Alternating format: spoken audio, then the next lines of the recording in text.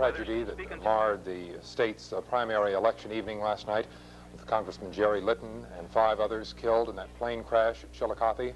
The dead are Litton and his wife Sharon and their 2 children, Linda, who was 13, and Scott, who was 12. Also killed in the crash was the pilot of the airplane, Paul Rupp Jr., and Rupp's 18-year-old son, Paul Jr. Bruce Krigsies has more on the story from Chillicothe. The Littons were on their way to a victory party in Kansas City after it became apparent he would win the U.S. Senate primary race. But the congressman and his family never made it to Kansas City. The plane crashed in a soybean field just after takeoff and immediately burst into flames. The twin-engine Beechcraft Baron had full gas tanks and burned nearly 25 minutes before the passengers were pulled from the wreckage. The Livingston County Sheriff's Office said the 6 bodies were burned beyond recognition, and it wasn't until the county coroner examined dental records hours later that a positive confirmation was made that it was Litton. This morning, officials of the National Transportation Safety Board began an initial investigation, talking with eyewitnesses for clues to what caused the crash. One witness, Bill Culbertson, said he heard nothing unusual until the moment of impact. I heard a popping sound, or a pop. And it just happened awful quick. We turned back around, and it must not have been 3 seconds, and there was a ball of fire, and I didn't see the aircraft anymore, and I said, so wife, I said, Jesus Christ, that's the airplane. And we rushed down there. It took us about 2 minutes to get down to this accident, but the plane was engulfed in flames, and there was 2 or 3 explosions there, gas tanks probably blowing, and I couldn't get any closer. Do you have any idea at that time who was in the plane besides the pilot? No idea at all. The pilot, Paul Rupp Jr., had been flying at the airport for several years. One pilot who knew him said Rupp had an excellent flying record. It'd be almost impossible to say how careful a pilot you are. I've never seen him do anything foolish around here. Never heard of it. But nothing you know of has ever... Nothing I know of, no. He was a real proficient pilot. He flew a lot. Normally, planes taking off at the airport either head straight out over a nearby highway or make gradual turns away from the runway. But the Litton plane didn't. It banked sharply to the left and crashed about 150 yards from the end of the airport runway. Officials speculate the airplane may have been trying to return to the airport because the wheels were down and locked, but they haven't ruled out the possibility of a sudden power failure. One property owner near the airport said the plane's takeoff path was different than usual. Very seldom do they come directly over the house. Is that what made it unusual about this particular incident? Yes, it's very unusual. They surely made a turn when they came off the runway and headed east to bank back. That's the way we feel about it. Federal investigators in Chillicothe now say it could take up to 3 weeks to find out what caused the crash. The investigations today didn't turn up any answers, so a team of 10 specialists have been called in to study the crash. The investigators will examine the aircraft structure for possible clues. Meanwhile, the people of Chillicothe remain stunned from the accident, with even fewer answers of their own. Bruce Krigsies, News 8, Chillicothe.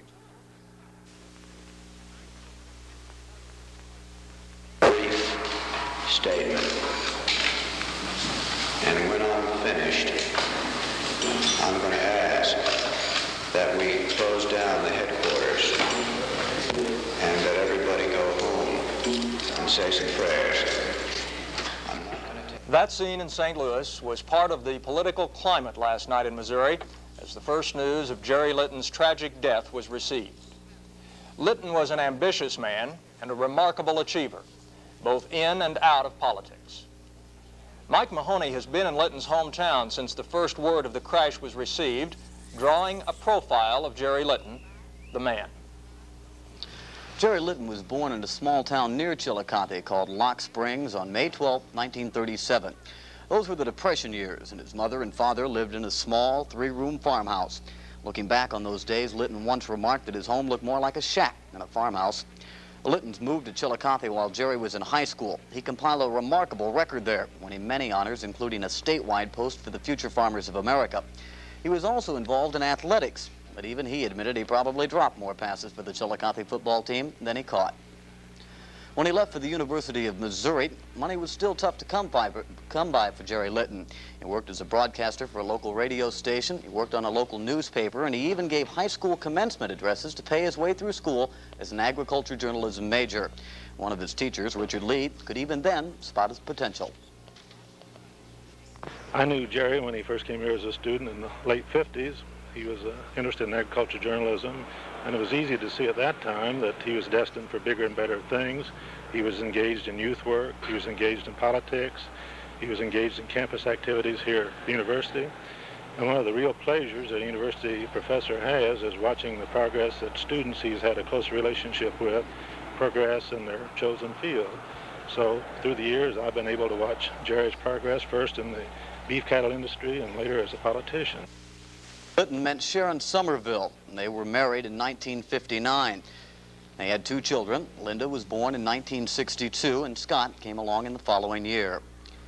Litton returned to Chillicothe following his graduation. There, he and his father parlayed a struggling farm into a nationally known cattle empire with Charolais beef. Finding success in the cattle industry gave Litton an opportunity to give his political ambitions a chance. And a lifelong friend, Chillicothe newspaperman Chuck Haney, said that Litton leaped at the opportunity. He always campaigned with the idea of being with the people, and that the people on election day were the ones that did the electing and not special groups or other organizations. And he was always a hard worker. This is why he won. He worked harder than anybody else. He was better organized. His staff would tell you that. Jerry would tell you that. He had some goals in life, and he accomplished 3 of the main goals that he had set about 10 years ago. Litton entered politics in 1972. When he was 19, he set a goal to win election to Congress by the time he was 35. He did just that, capturing the 6th district seat with 55% of the vote. In 1974, he was reelected with 79%.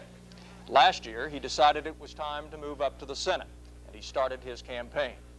By this time, he was well known in his own congressional district, but elsewhere in Missouri, he was still a stranger, particularly in the St. Louis area.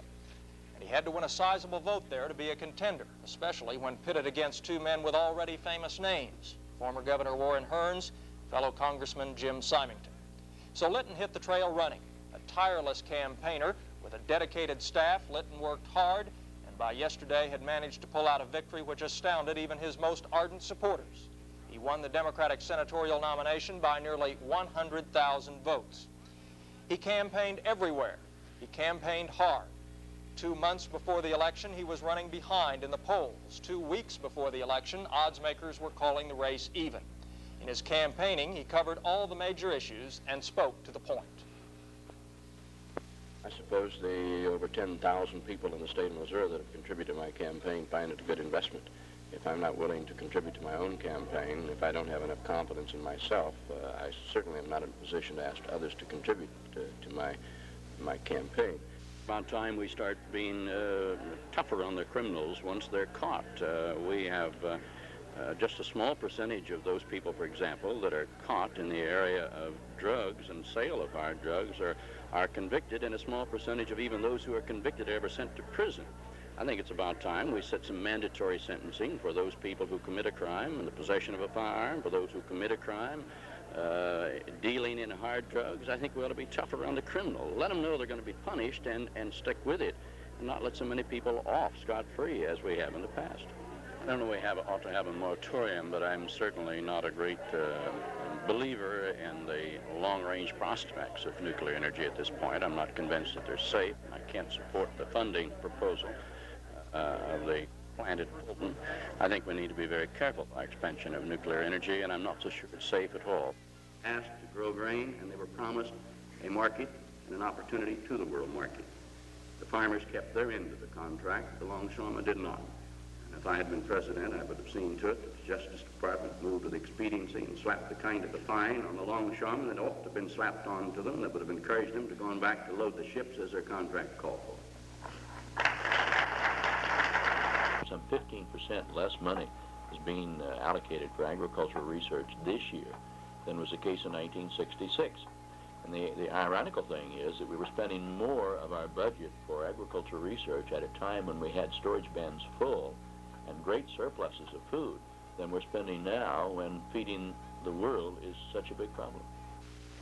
We're trying to pump money out into the economy to increase consumer spending, increase consumer demand for products that people would have to have a job to produce, so that we can get them off of the welfare rolls and onto the payrolls. So people that aren't working don't draw a salary and aren't paying taxes. Instead, they draw welfare, unemployment, and food stamps.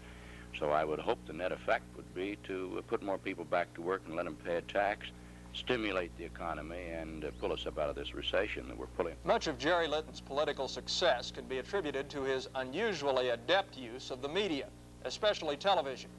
He was popular with rural voters of his district from the beginning, but he used TV to build his recognition and image in the cities. Still, many of his campaign commercials emphasized his background as a businessman farmer. The question is, what is a U.S. Senator? He's a representative of the people. And I believe I can better represent the farmer. I've been a farmer all my life. And I believe I can better represent a businessman. I've been a businessman all my life. And I believe I can represent the working people better. I've worked all my life. Jerry Litton, a senator for all Missouri. One of Litton's most successful uses of the media was his Dialogue with Litton series. Begun as a means of communicating with his constituents, the program also helped build Litton's recognition and popularity for his run for the Senate. Litton and his wife Sharon shared the last Dialogue with Litton.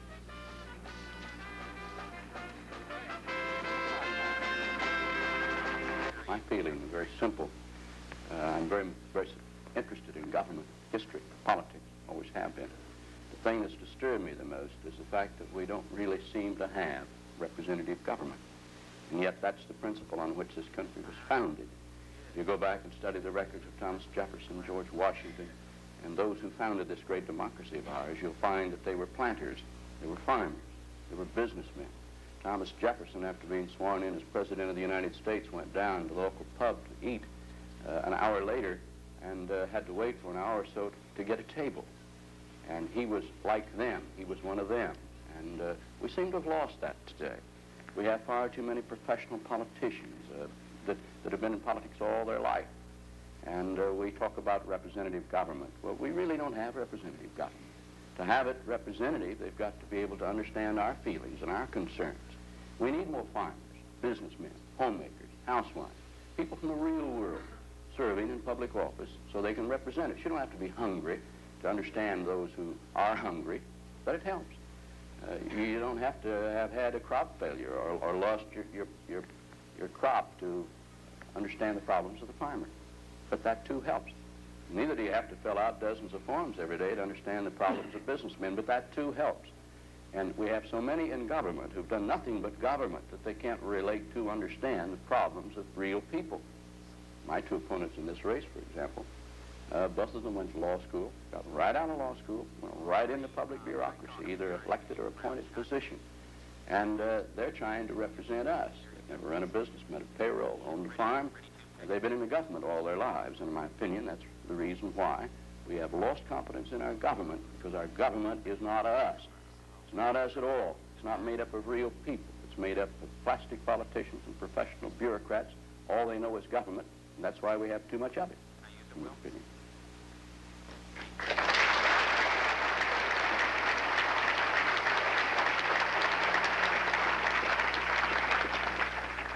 I might further add to that I think also that it would be good, because we are planning on extending our dialogue program and sharing it with the people of Missouri.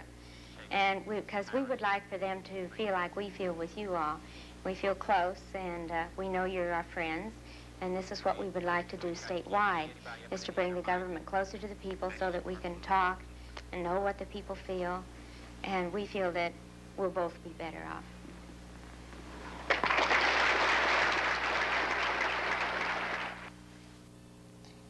Jerry Litton used to tell his Chillicothe friends that he had 3 dreams. One was to become a millionaire. Another was to be elected to Congress by the time he was 35.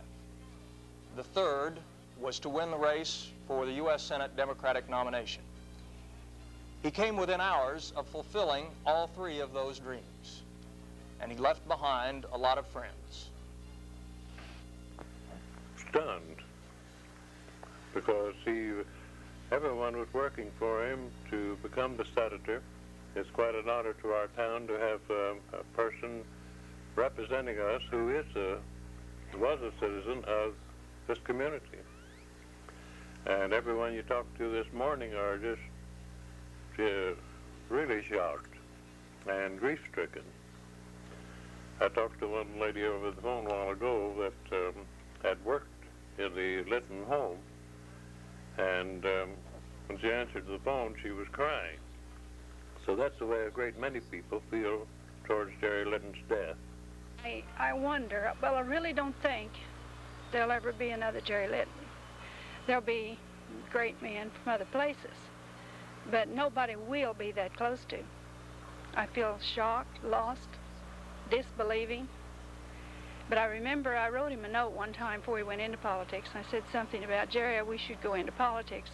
We feel so lost without Jack and Bobby Kennedy. And he wrote back, I complimented him on honor he'd won, and he thanked us for that. And he said, well, they are gone, and you can't keep looking back to them.